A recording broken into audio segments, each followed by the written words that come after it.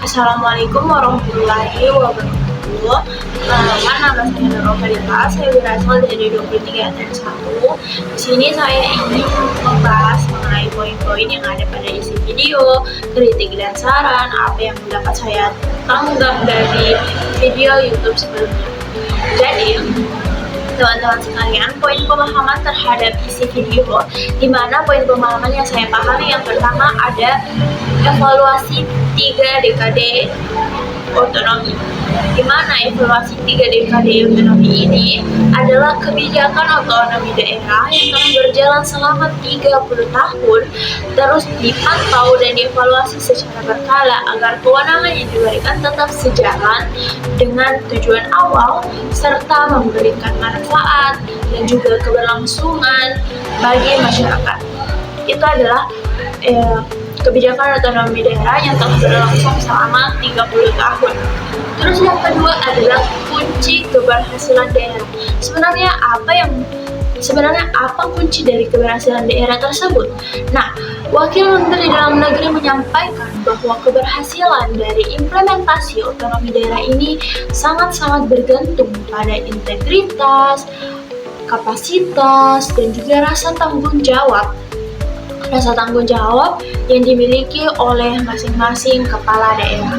Terus yang ketiga adalah apresiasi melalui IPPD. Nah, apresiasi melalui IPPD adalah di mana pemerintah telah mencatat ada 29 kepala daerah yang berhasil meraih kinerja terbaik berdasarkan laporan evaluasi penyelenggaraan pemerintah daerah atau disingkat dengan IPPD. Terus yang keempat adalah tantangan kepemimpinan. Para pemimpin daerah dituntut siap menghadapi berbagai tantangan, mulai dari dinamika geopolitik, global, serta penyelesaian program prioritas nasional hingga pemenuhan ekspektasi masyarakat setempat. Jadi, di mana kepala daerah tersebut diberikan beban untuk memenuhi ekspektasi masyarakat setempat dan bagaimana tantangan-tantangan tersebut bisa teratasi. Dan yang contohnya adalah keberhasilan dari Kabupaten Banyuwangi yang dibahas pada video sebelumnya, di mana Banyuwangi menjadi contoh daerah dengan peringkat pertama karena mampu mendongkrak pertumbuhan ekonomi hingga 5,65% di tahun 2025, sekaligus menekan angka kemiskinan menjadi 6,13%. Terus harapan sinergitas, di mana peringatan Hari Otonomi Daerah ini diharapkan menjadi momentum penting guna mempererat kerjasama antara pemerintah pusat dan juga pemerintah daerah demi membangun dan mewujudkan pembangunan yang adil dan juga berkelanjutan. Dan yang kedua, manfaat atau nilai yang diperoleh dari video, di mana edukasi tata kelola negara berikan wawasan kepada penonton sekalian atau teman-teman sekalian mengenai pentingnya mekanisme evaluasi berkala seperti yang telah saya sebutkan IPPD dalam sistem desentralisasi di Indonesia. Terus saya juga memperluas wawasan dengan adanya inspirasi dari praktik terbaik atau best practice, di mana keberhasilan Banyuwangi menjadikan contoh nyata bagi daerah lainnya bahwa dengan pengelolaan yang tepat, otonomi daerah yang bisa berwujud pada kesejahteraan ekonomi dan juga pengentasan kemiskinan.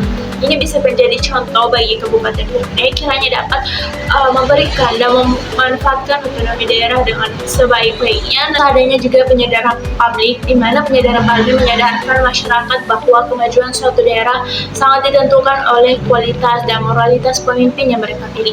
Jadi nanti pada saat adanya pemilu daerah nanti, masyarakat lebih aware untuk memilih pemimpin mereka sekiranya dapat memberikan manfaat bagi daerah mereka secara berkelanjutan. Terus tanggapan atau pendapat pribadi. Nah, tanggapan saya atau pendapat pribadi saya, langkah pemerintah untuk terus mengevaluasi otonomi daerah merupakan kebijakan yang sangat tepat.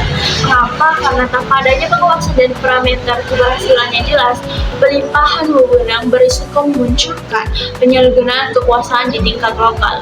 Karena pengawasan tersebut bisa berjalan sesuai jika adanya pengawasan langsung dari pusat. Terus ada penghargaan terhadap 29 daerah terbaik, merupakan bentuk stimulus yang baik agar iklim potensi positif antar wilayah terus terjaga, sehingga setiap daerah berlomba-lomba memberikan pelayanan terbaik bagi rakyatnya. Dan ada pun kritik dan saran yang konstruktif terkait dari video sebelumnya, bahwasanya saya memberikan sedikit kritik di mana tayangan berita sebelumnya cenderung terlalu singkat dan hanya mengekspos sisi keberhasilan, tidak mengekspos sisi-sisi keburukan, sehingga kita dapat mencari solusinya bersama dan daerah bersama, sehingga keberhasilan tersebut dari daerah yang berprestasi juga memberikan motivasi. Tapi dari hal itu kita dapat video memberikan gambaran atau evaluasi mengenai daerah-daerah yang performa yang masih rendah, atau hambatan utama apa saja yang membuat sebagian daerah gagal mengoptimalkan otonominya tersebut.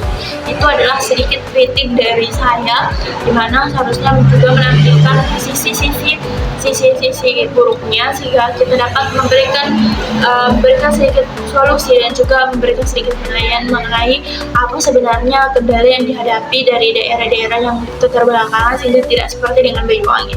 Terus saran saya yang saya dapat berikan untuk pelaporan berita kedepannya akan jauh lebih edukatif jika ditambahkan sedikit penjelasan mengenai indikator utama penilaian IPPD.